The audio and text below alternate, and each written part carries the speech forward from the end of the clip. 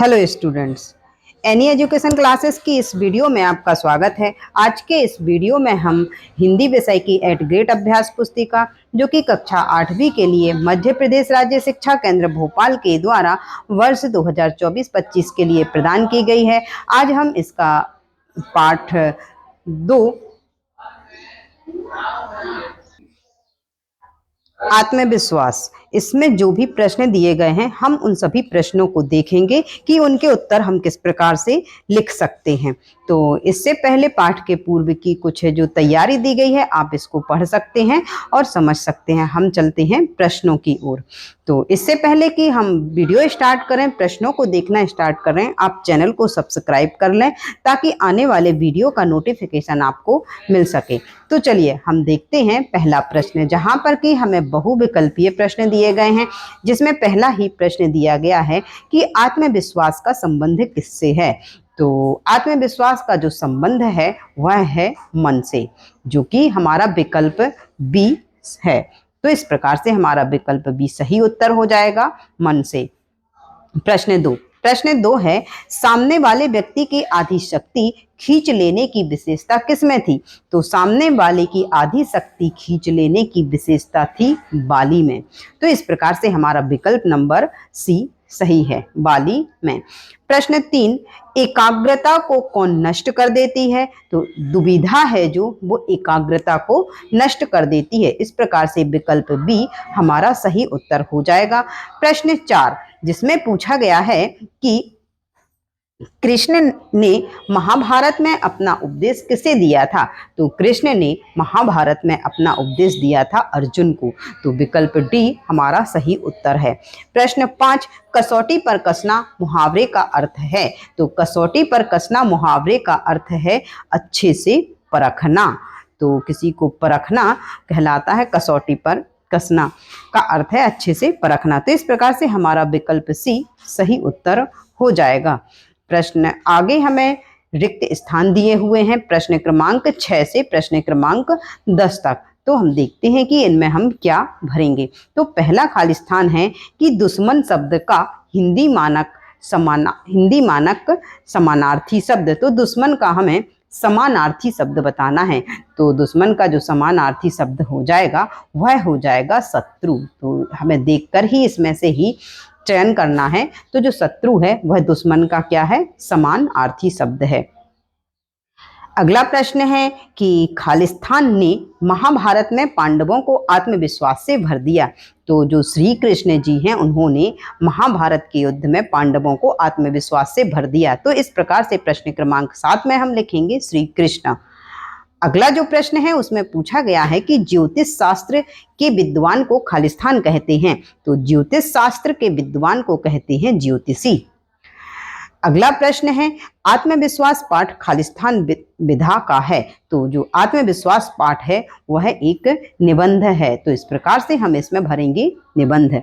अगला प्रश्न है कि भाग्यशाली शब्द में खालिस्तान प्रत्यय है। तो हम जो भाग्यशाली शब्द है उसमें प्रत्यय जुड़ा हुआ है साली। तो इस प्रकार से हम खालिस्तान में भरेंगे साली। चलिए अब हम चलते हैं अपने अगले प्रश्न की ओर, जहां दिए गए हैं अति लघुत्तरीय प्रश्न, जिसमें पहला प्रश्न है कि निम्नलिखित शब्दों में से प्रत्यय छांट कर लिखिए। तो हमारे पास जो शब्द दिए गए हैं वह दिया गया सफलता, मानसिक, बंदूक वाला, धनवान। तो सबसे पहले हम देखेंगे कि सफलता शब्द में प्रत्यय क्या है। तो सफलता शब्द में जो प्रत्यय है वह है ता, अर्थात ये हो जाएगा सफल धन ता। तो जो ता शब्द है वह क्या है, एक प्रत्यय है। इसी प्रकार से मानसिक, तो मानसिक में इक प्रत्यय जुड़ा हुआ है, मानस धन इक। तो इस प्रकार से मानस धन इक हो जाएगा। तो मानसिक में कौन सा प्रत्यय है, इक। चलिए अगला जो शब्द है वह है बंदूक वाला। तो बंदूक वाला में जो प्रत्यय जुड़ा हुआ है वह बाला है। धनवान में जो प्रत्यय जुड़ा हुआ है वह क्या है, वान। इस प्रकार से आप इसको देख सकते हैं। अगला प्रश्न है कि विजयमाला सामसिक सब पद में कौन सा समास है। तो जो विजयमाला है इसका यदि हम समास विग्रह करेंगे तो हमें समास विग्रह प्राप्त होगा विजय की माला। और जिसमें इस प्रकार का जो समास विग्रह होता है वह तत्पुरुष समास में होता है। कौन से समास में होता है? तत्पुरुष समास में। तो विजय की माला, विजय माला में जो समास है वह तत्पुरुष समास होगा। चलिए अब हम देखते हैं अगला प्रश्न। प्रश्न क्रमांक 13, इसमें पूछा गया है कि हमें किन लोगों से दूर रहना चाहिए। तो हमें हतोत्साहियों, निराशावादियों, डरपोकों और सदा असफलता की बात करने वाले जो लोग होते हैं उनके संपर्क से दूर रहना चाहिए, क्योंकि इनके संपर्क में आने से हम भी हतोत्साहित हो सकते हैं, निराशावादी हो सकते हैं और उन्हीं के समान बन सकते हैं।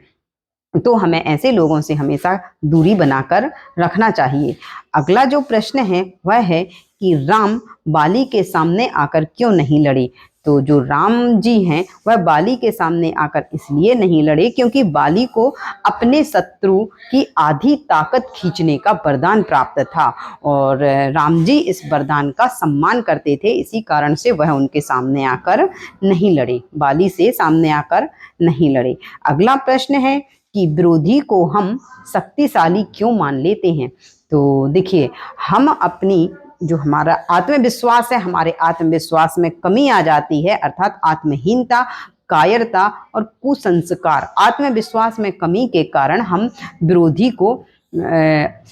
को अपना बल तौले बिना ही, विरोधी का बल और अपना बल इसमें कंपेयर किए बिना ही, इसको तौले बिना ही जो विरोधी है उसको हम अपने से शक्तिशाली मान लेते हैं। अगला प्रश्न है कि सफलता की, विजय की, उन्नति की कुंजी तो अविचल श्रद्धा ही है। इस वाक्य का भाव स्पष्ट कीजिए। तो ये जो वाक्य है इसमें दिया गया है कि यदि हमारा मन शंका और निराशा से भरा हुआ हो, कि यदि हम निराश हों कभी तो हमारे कामों का परिचय भी निराशाजनक ही होगा, इसलिए हमें अपने मन में कभी शंका और निराशा पैदा नहीं होने देना चाहिए, क्योंकि इसका प्रभाव हमारे कार्य पर भी पड़ता है और हमारा अपनी क्षमता और सफलता में जो विश्वास है हमें उसमें अखंड विश्वास होना चाहिए, क्योंकि सफलता की और विजय की कुंजी अविचल श्रद्धा ही है। तो इस प्रकार से इस वाक्य का जो अर्थ है आप इसका अर्थ स्पष्ट कर सकते हैं। अगला प्रश्न है कि लेखक के मित्र के गुणों पर प्रकाश डालते हुए बताइए कि हमें इससे क्या शिक्षा मिलती है। तो देखिए, जो लेखक के मित्र हैं उनके मित्र में आत्मविश्वास की कमी थी, आत्मविश्वास की कमी थी और जिस कारण वह घबरा गए और वहां से भाग गए जहां पर उनकी पत्नी मुसीबत में थी। और हमें इससे यह सीख मिलती है और इससे हमें यह सीखना चाहिए कि किसी परेशानी के आने पर हमें उसका साहस और आत्मविश्वास के साथ सामना करना चाहिए, ना कि आत्महीनता के साथ उस मुसीबत से भाग खड़े होना चाहिए। तो इस प्रकार से आप इस प्रश्न का उत्तर लिख सकते हैं। अगला जो प्रश्न है वह है कि किसी भी प्रतियोगी परीक्षा में सफल होने के लिए क्या क्या जरूरी है। तो किसी प्रतियोगी परीक्षा में सफल होने के लिए क्या करना चाहिए? अटूट आत्मविश्वास के साथ अपनी क्षमता और सफलता में विश्वास होना चाहिए और एवं इसमें अधिक से अधिक जानकारी प्राप्त करने की कोशिश करनी चाहिए। तो जब हमारे पास अधिक से अधिक जानकारी होगी और हम अपने आप पर अटूट आत्मविश्वास रखेंगे और मेहनत करेंगे तो किसी भी प्रतियोगी परीक्षा में सफल होंगे ही होंगे। तो इस प्रकार से आप इस प्रश्न का उत्तर लिख सकते हैं। प्रश्न क्रमांक 19 में पूछा गया है कि आत्मविश्वास के बूते पर जीवन में सब कुछ करना संभव है।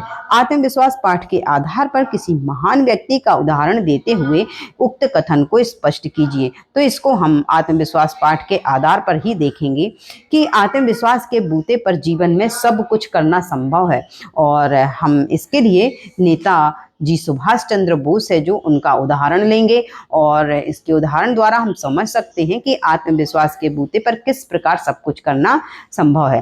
तो देखिए, इसमें जब, जो कि हमारी पाठ्य पुस्तक में भी ये एग्जाम्पल दिया गया है कि जब नेताजी ICSC की प्रतियोगिता में बैठे थे तभी अंग्रेज परीक्षक ने उनसे तेजी से घूमते हुए पंखे की ओर इशारा करते हुए पूछा कि इसकी पंखुड़ियां क्या गिनी जा सकती हैं? तब सुभाष जी ने झट से पंखा बंद कर दिया और कहा और बोले कि हाँ, बिल्कुल सुगमता के साथ गिनी जा सकती हैं।